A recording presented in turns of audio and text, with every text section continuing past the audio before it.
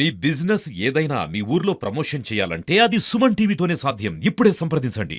ఈరోజు TRS party రాష్ట్ర వ్యాప్తంగా నగచర్ల గ్రామంలో రైతుల్ని లాఠీ పెట్టి థర్డ్ డిగ్రీ ప్రయోగించి జైల్లో పంపించిన విధానం మీద యావత్ రాష్ట్రంలో ఉన్నటువంటి రైతాంగం అంతా కూడా పోరాటం చేయాల్సినటువంటి పరిస్థితి వచ్చింది.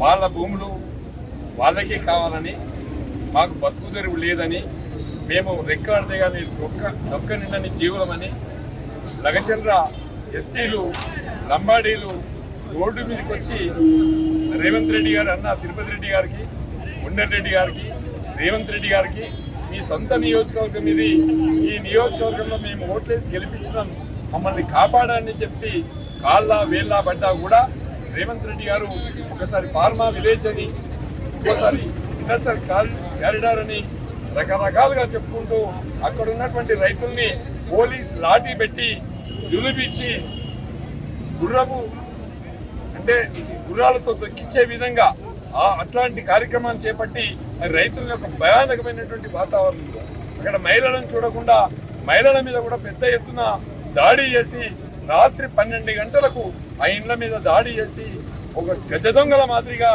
రైతుల్ని తీసుకెళ్ళినటువంటి విషయం చూస్తూ ఉంటే రేవంత్ రెడ్డి గారు రైతు ద్రోహి అని చెప్పగానే కనిపిస్తుంది. ఇలా తెలంగాణ రాష్ట్రంలో ఒక ముఖ్యమంత్రిగా ఆయన ఇచ్చిన హామీలన్నీ కూడా పక్కన పెట్టుకొని హామీల్ని తప్పిపుచ్చుకోవడానికి, ప్రజల నుంచి డైవర్ట్ చేసుకోవడానికి ఈ సంవత్సర కాలంలో రోజుకొక డ్రామా తెర మీదకి తీసుకొస్తున్నాడు. అంటే డైవర్స్ పాలిటిక్స్ చేస్తూ ఉన్నాడు. దానిలో భాగంగానే ఇలా భారత రాష్ట్ర సమితి అటు హరీష్ రావు గారు, మరి ఇటు కేటీఆర్ గారు పెద్ద ఎత్తున ప్రజలలో ఉండి ఉద్యమాన్ని చేపడతా ఉన్నాం.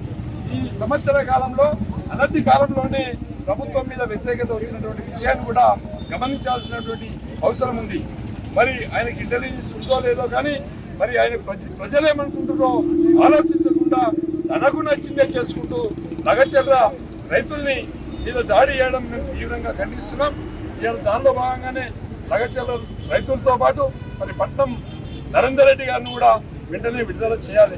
రైతుల కోసం పోరాటం చేస్తే జైల్లో పెడతావా రేవంత్ రెడ్డి గారు అని చెప్పేటువంటి విషయాన్ని ప్రతి వ్యక్తి కూడా ఆలోచించాలని చెప్పి సందర్భంగా కోరుకుంటూ మరి ఏది ఏమైనప్పటికీ కూడా రైతుల్ని వెంటనే బేషరతుగా విడుదల చేయాల్సినటువంటి అవసరం ఉందని చెప్పి ఇలా రాష్ట్ర వ్యాప్తంగా కూడా టీఆర్ఎస్ పార్టీ రోడ్ల మీదకి వచ్చి ధర్నాలు చేయాల్సిన పరిస్థితి వచ్చింది.